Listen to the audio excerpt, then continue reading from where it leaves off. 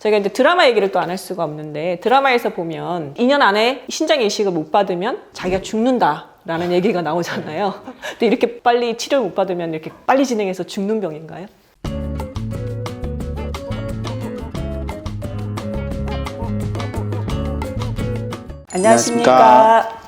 안녕하십니까 킹콩님들, 대한신장학회 홍보의사 배은희입니다. 파브리병 바로 알기 첫 번째 시간에는 증상, 원인에 대해서 살펴봤고요. 두 번째 시간에는 진단과 가족검사의 중요성에 대해서 알아보았습니다. 오늘은 그 마지막 시간으로 치료와 관리에 대해서 두 분 교수님 모시고 알아보도록 하겠습니다. 먼저 두 분 교수님, 우리 킹콩님들께 인사 부탁드릴게요. 네, 안녕하십니까. 전 전남대병원의 신장내과 의사 김창성입니다. 안녕하십니까. 저는 인제대 해운대백병원 신장내과 의사 박봉수입니다. 반갑습니다. 네, 반갑습니다. 의사님. 두 분 교수님은 우리나라에서 파브리병 환자 가장 많이 보고 계신 걸로 좀 유명한데요. 오늘 치료와 관리에 대해서 알아보도록 하겠습니다. 파브리병 치료 어떻게 해야 되나요? 파브리병 치료는 크게 두 가지가 있습니다. 파브리병이 효소가 부족해서 생기는 병이기 때문에 부족한 효소를 보충해주는 효소 대체요법과 차페론 요법이 있는데요. 효소 대체요법은 부족한 효소를 직접 주입하는 치료법입니다. 의사 요한이라는 드라마에서도 효소 대체요법이 소개된 바가 있는데, 의사 드라마에서는 이렇게 직접 이렇게 주사를 하는 것으로 묘사되어 있는데, 실제로는 1시간 반에서 4시간 정도 주사제를 수에 개 섞어서 주입하게 됩니다. 차페론 치료에 대해서는 김창성 교수님께서 간략하게 말씀해 주시죠. 네. 차페론 치료는 이제 최근 나온 치료법입니다. 이제 우리가 출시된 지는 얼마 되진 않았고요. 큰 차이점이라 한다면 이제 먹는 약입니다. 이 차페론이라는 것은 우리 몸에서 만들어진 효소가 작용을 못할 때 그것을 좀 더 안정화되고 작용할 수 있도록 도와주는 약재라고 보시면 되겠습니다.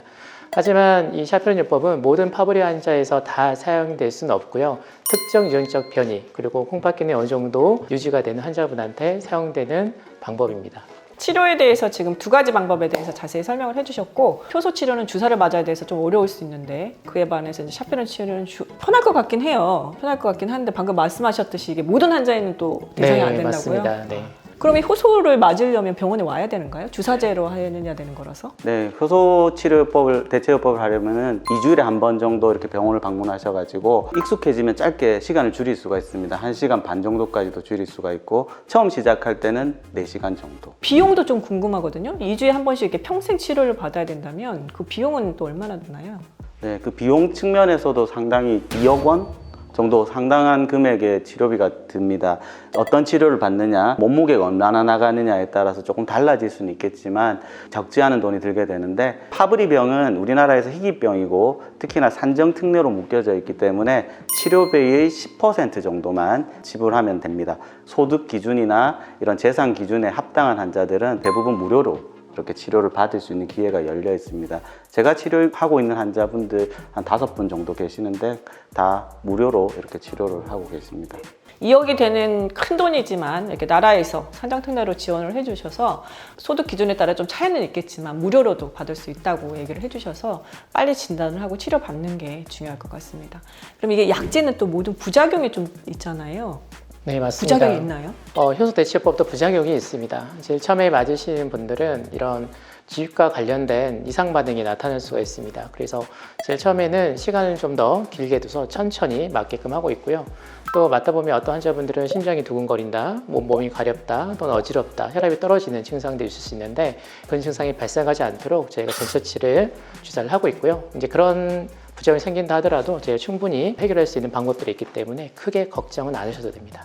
보충해드리자면 파브리병 치료 효과는 상당히 좋습니다. 우리 파브리병을 한 10년 넘게 이렇게 효소 대체요법으로 이렇게 치료를 했었을 때 이런 주요 사건 발생, 예를 들어서 뇌졸중이 생긴다든지 심장마비가 생긴다든지 아니면 치료 중에 사망한다든지 이런 발생률이 상당히 낮았던 것으로 알려져 있고, 81% 정도에서는 파브리병을 치료하는 과정에서 어떠한 이런 합병증이 생기지 않았었습니다. 그리고 치료 중에서 10년 동안 병가 관찰했을 때 94% 환자는 지속적으로 생존했기 때문에 효소 대체요법의 치료 성적은 아주 좋습니다. 큰 부작용은 없기 때문에 치료를 받는데 부담이 되지는 않으실 것 같습니다. 저희가 2편에서 이제 가족 검사의 중요성을 알아보면서 이게 이제 진단하는데 비용이 안 들고 이게 무료로 된다는 얘기를 해드렸거든요. 검사도 치료도 거의 무료라고 얘기를 해주셨는데 그럼 아무 병원, 집 근처 어디 병원을 가도 다 되는 건가요? 그렇진 않습니다. 보통 이제 이 워낙 희귀 질환이기 때문에 이 약제가 이제 구비되어 있는 병원으로 가셔야 되고요. 대부분 다 대학병원급에서 치료가 이루어지고 있습니다. 하지만 최근에는 이제 파브리 환자분들이 많이 늘어나고 있고 또 2주마다 와야 되는 그런 점 때문에 이제 지역에 있는 거점 병원이나 이런 병원에서 이제 이 약제가 이제 들어온다면 충분히 이 주사 치료를 받을 수가 있습니다. 이게 전신 질환이기 때문에 상당히 이제 전체적으로 관리해 주는 게 또 중요해서 아마 큰 병원에서 치료받는 게 좋을 것 같긴 합니다. 근데 효소 치료 말고도 이게 앞서서 말씀드렸던 뭐 눈이라든지 뇌라든지 심장에 다 문제를 일으킬 수 있잖아요. 효소 치료 말고도 그런 거 장기를 관리하는 또 치료도 중요할 것 같아요. 어떻습니까? 효소 대체 치료 같은 경우에는 파브리 치료의 근본이 되긴 하지만 그 밖에 합병증을 조기에 발견하기 위해서 심장 초음파라든지 뇌 MRI 검사라든지 여러 가지 다양한 검사를 시행해야 되고 그리고 신장 측면에서도 이런 혈압 조절, 근본적인 치료나 이런 것들은 같이 해야 됩니다. 네, 효소 치료도 중요하지만 그 외에 다른 장기를 보호할 수 있는 치료도 같이 병행해야 된다는 거 중요하다는 거 얘기를 해주셨고요. 저희가 이제 드라마 얘기를 또 안 할 수가 없는데 드라마에서 보면 2년 안에 신장 이식을 못 받으면 자기가 죽는다라는 얘기가 나오잖아요. 근데 이렇게 빨리 치료를 못 받으면 이렇게 빨리 진행해서 죽는 병인가요? 2년간 치료받지 않으면 뭐 치명적이다. 정말 이건 너무 자극적인 이런 대사고요. 사실은 그렇지는 않습니다. 물론 이제 상황이 많이 안 좋으신 분들은 좀 더 콩팥이 안 좋아서 투석을 받거나 이식을 받으시거나 또 신장이 안 좋으신 분들이 생길 수 있겠지만 만약에 꾸준히 그 전부터 조기에 치료받는다면은 이렇게 치명적인 상황까지 가지는 않는 것 같습니다. 맥락을 다시 정리해보면 콩팥 기능이라든가 또 심장 기능이 어느 정도 망가지지 않았을 때 조기에 치료하는 것이 예후가 좋다라고 이해하시면 좋겠습니다. 네, 드라마라서 이제 좀 극적인 장면을 넣으려고 그냥 2년 안에 치료 못 받으면 죽는다라고 했지만 네. 그렇게 또 빨리 진행하는 병은 아니군요. 우선 조기 진단과 조기 치료가 중요하다는 말씀을 해주셨고요. 그렇다면 이제 예를 들어서 파브리병 환자분들이 2주에 한 번씩 병원에 와야 되는 게 불편하다. 한 1년 뒤에 맞고 싶다. 2년 뒤에 맞고 싶다. 뭐 이런 분들이 있나요, 혹시? 있으면 어떻게 해야 되나요, 그런 분들한테는? 저한테 이렇게 표현을 하신 분들 아직 없지만 속으로는 그런 분들이 많으실 것 같습니다. 왜냐하면 2주마다 병원 오는 것도 힘든데 와서 1시간, 2시간 또 혈관 주사를 맞아야 되기 때문에 굉장히 환자분들한테는 어떻게 보면 힘든 과정일 수가 있습니다. 하지만 환자분들한테 저는 설명하기를 유전적인 질환 중에서 치료할 수 있는 질환은 몇 가지가 안 된다고 설명을 하고 있고요. 이렇게 치료제가 있는 유전병은 드물다. 국가적으로 상당히 관심이 많고 관리를 해주고 있기 때문에 열심히 잘 관리를 하셔서 치료만 잘 된다면 심장이라든지 또 투석하신 이런 것까지 가지 않기 때문에 도움이 된다라고 설명을 드리고 있습니다. 저희가 이제 주로 성인 환자분들만 치료를 하긴 하는데 이제 박 교수님한테 좀 여쭤볼게요. 소아 환자분들은 언제 치료를 시작해야 될까요?